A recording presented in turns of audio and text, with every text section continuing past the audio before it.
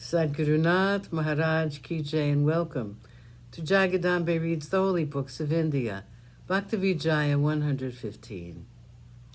As you may remember, Krishna thought to himself to tell the Brahmins to sit and wait. He was going to eat, and then he was going to give them money. Just as the relatives do not leave the marriage festival until the marriage gifts have been made, or just as the beggars are not satisfied in their minds until they have taken their charitable gifts, so thinking in his mind, Sri Krishna said to the Brahmins, "Through Nama, I have been able to serve you. You are the Vedas incarnate, worthy of worship by Brahmadeva and others. So look upon me with the eye of mercy. Take care of me, O noble Brahmins."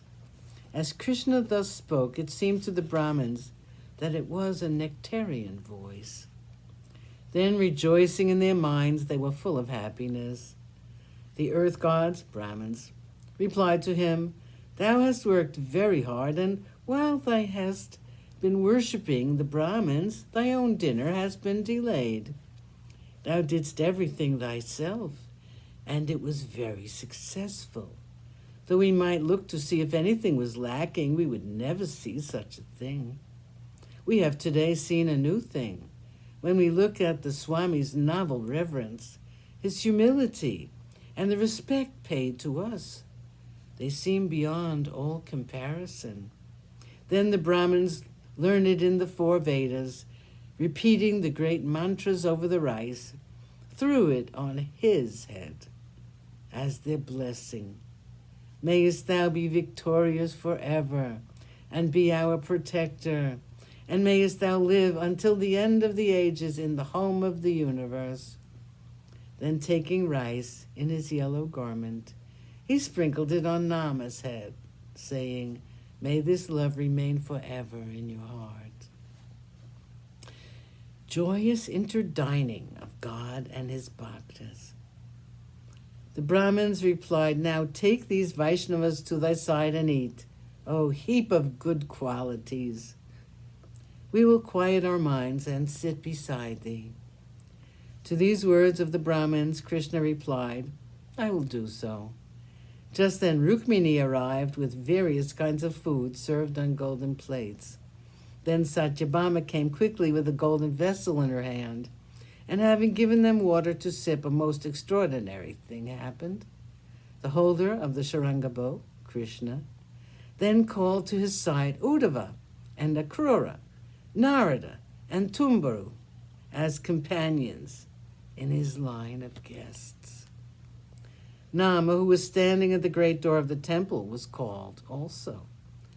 But he had lost consciousness of body, and his heart overflowed with love. Pandarinath, by his inner light, saw him filled with supreme Brahma joy and rushed to his aid, just as a cow, seeing her young one, hastens toward it, full of milk. The life of the world lifted Nama up with his 4 hands and gave him a loving embrace. He brought him back to consciousness. Then taking him by the hand, he seated him by his plate that he might eat. As Nama began to sob, the Lord of the world hugged him. As he put each joyous morsel into his mouth, he saw him as the same supreme element as himself, and at once in the form of intelligence, he assumed the same form.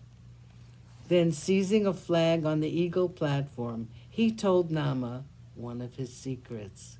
Said he, "My dearest friend, putting aside the shame of considering ourselves as different, speak to me.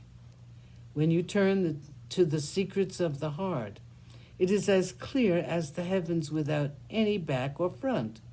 So, Nama, you are in the closest relation to me. This is what you recognize in me, and I recognize the same in you. Recognize in your heart that we are of one essence, O Nama.